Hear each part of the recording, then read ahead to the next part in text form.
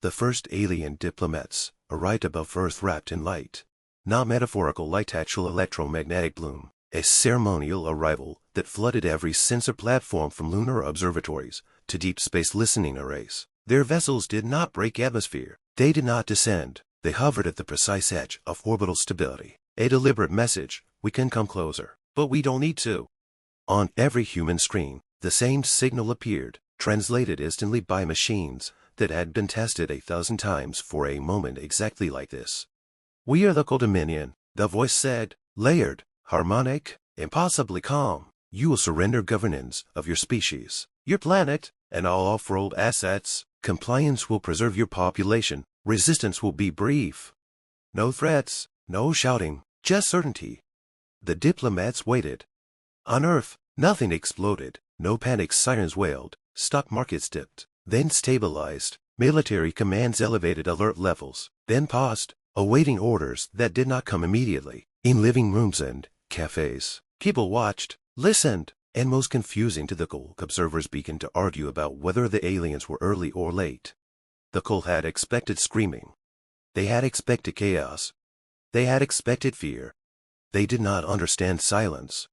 The cool Dominion had ruled for 60,000 standard cycles. Their expansion doctrine was clean, efficient, and merciful by galactic standards. They did not annihilate species. They absorbed them. They preserved culture where useful, labor where necessary, and eliminated resistance before it could become legend. Their diplomats were always the first wave, because surrender was cheaper than war.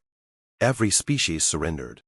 Some begged, some postured, some fired a few ineffective shots that were swatted aside to make the lesson clear. But in the end, they all knelt.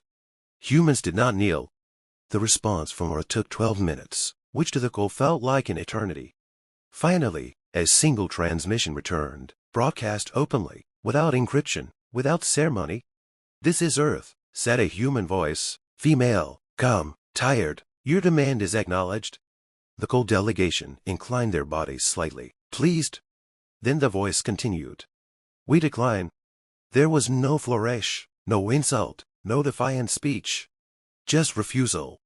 The coal diplomats exchanged chemical signals of confusion. Decline was not a recognized final state. Decline was followed by clarification, intimidation, or demonstration.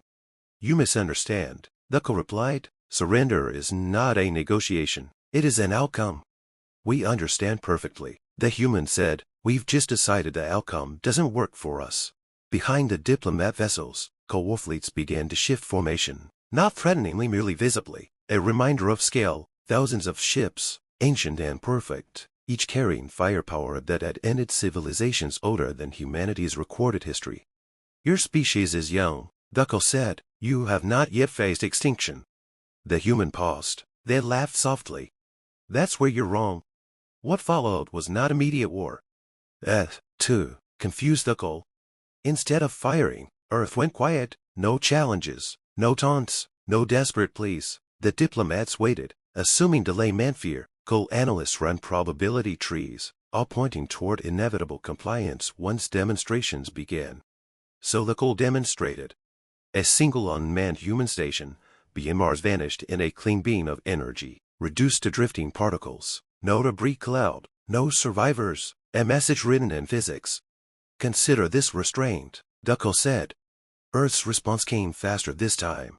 "Message received," the human voice replied. "You destroyed an empty station scheduled for decommissioning next year."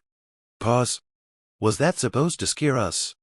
The coal felt something unfamiliar ripple through their collective awareness. Annoyance. They escalated carefully, the way experienced conquerors always did. Another demonstration, this time disabling satellites, cutting communications over a third of the planet. Still no immediate retaliation. Still no surrender. What the coal did not see was what was happening below. Humanity did not unify in panic. Humanity unified in memory. Historians were consulted alongside admirals, engineers alongside anthropologists. Old archives were opened records of wars humans had fought against themselves, against nature, against extinction events they had barely survived. The coal saw a species with fragmented governments. What they missed was a species with a shared instinct. When cornered, humans did not submit. They adapted. Earth's militaries did not rush ships into space to be annihilated. Instead, they activated protocols so old they were considered theoretical. Manufacturing nodes came online across the system: asteroid belts, lunar factories, stations that had been dismissed as obsolete. The Cole monitored human shipyards and left. Primitive designs, crude armor, inefficient drives. They failed to notice that humans were not building ships the way conquerors did. They were building them the way survivors did. The next Cole transition carried a subtle change in tone. "Your preparations are futile," the diplomat said. "Our fleets outnumber you beyond calculation." The human response came from a different voice this time. Male, older. "We know," he said. "We ran the numbers too." "Then you accept." "No," the human interrupted. "We accept that we'll lose the first battles." That was not how wars were supposed to start. The Cole launched their opening strike with surgical precision. Human orbital defenses were dismantled in hours. Fleets guarding Earth's outer colonies were shattered. Mars fell silent. The moons of Jupiter burned. Galactic observers watched, expecting the familiar arc: rapid collapse, followed by formal surrender. It did not happen.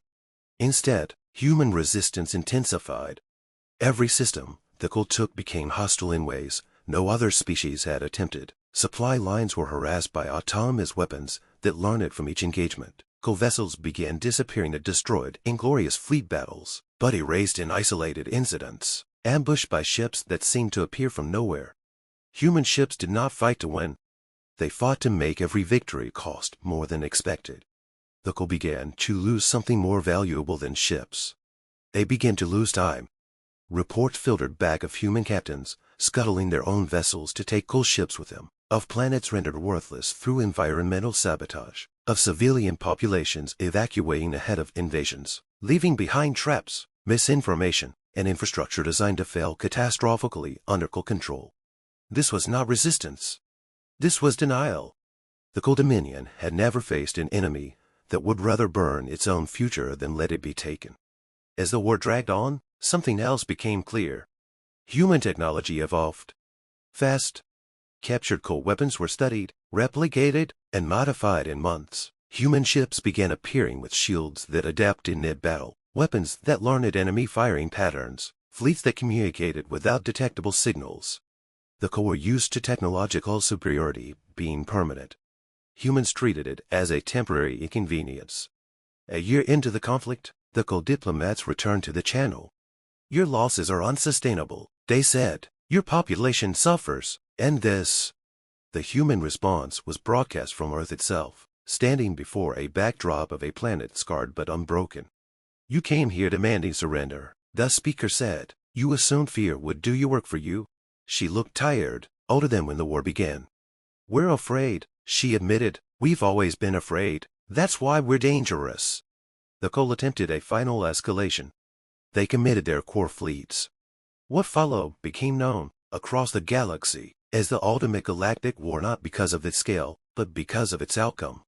Humanity revealed what it had been hiding. Not superweapons, not ancient alien allies, not secret godlike technology. They revealed doctrine. Humans did not fight to conquer. They fought to ensure that no one ever tried again.